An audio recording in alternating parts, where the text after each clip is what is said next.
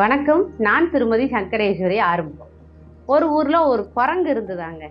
அந்த குரங்கு ஏதோ வளைஞ்சு நெளிஞ்சு போகுதே, அழகா இருக்கே அப்படின்னு சொல்லிட்டு பிடிச்சிருச்சான். அதை பிடிச்சதுக்கு அப்புறம் தான் பார்த்தா அது பாம்பாம். அத்தாடி, பாம்பெல்லாம் பிடிச்சிட்டோன்னு விட போகையில பக்கத்துல இருக்க குரங்கு எல்லாம் என்ன பேசிக்கிட்டு இருந்ததாமா, ஒரு கொடிய விஷமுள்ள நஞ்சுள்ள பாம்பு அந்த குரங்கு பிடிச்சிருச்சு. இந்த குரங்கு இதை விட்டுருச்சு அப்படின்னா அது கண்டிப்பா அந்த குரங்கை கடிச்சு வச்சிரும். விடாம கையில வச்சிருக்க வரைக்கும் தான் பாதுகாப்புன்னு மற்ற குரங்கெல்லாம் பேசிச்சான். இந்த குரங்குக்கு பயம் வந்துருச்சு. குரங்கோட கையை பாம்பு சுத்தி இருக்கு. பாம்போட கழுத்தை குரங்கு இருக்க பிடிச்சிருக்கு.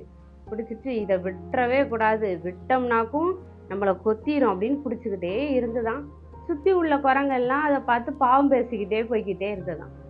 கொஞ்ச நேரம் கழிச்சு அந்த வழியா ஒரு யானை வந்துதான். என்ன குரங்காரே, கையில பாம்பை பிடிச்சிக்கிட்டு இருக்கீங்க, பெரிய ஆள் ஆயிட்டீங்க போல அப்படின்னு சொல்லி கேட்டுட்டான்.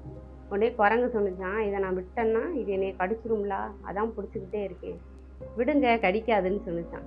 இல்லை இல்லை, நான் நம்ப மாட்டேன், எல்லாரும் சொல்லியிருக்காங்க விட்டோம்னா இது கண்டிப்பாக நம்மளை கடிச்சிரும், அதனால் நான் விட மாட்டேன், விடுங்கங்க கடிக்காதுங்க, இந்த பாம்பு செத்து போச்சுங்க அப்படின்னு யானை சொன்னிச்சான். அப்பையும் குரங்கு நம்பலையாம். நம்பாம மெதுவா பிடிய தளர்த்தி பார்த்துச்சான். பாம்பு நிஜமாலுமே செத்து போயிருந்துதான். அதுக்கப்புறம் தான் குரங்குக்கு புரிஞ்சுதான், செத்து போன பாம்புக்கு தான் இவ்வளோ நேரம் நம்ம பயந்துக்கிட்டு இருந்திருக்கோம் அப்படின்னு.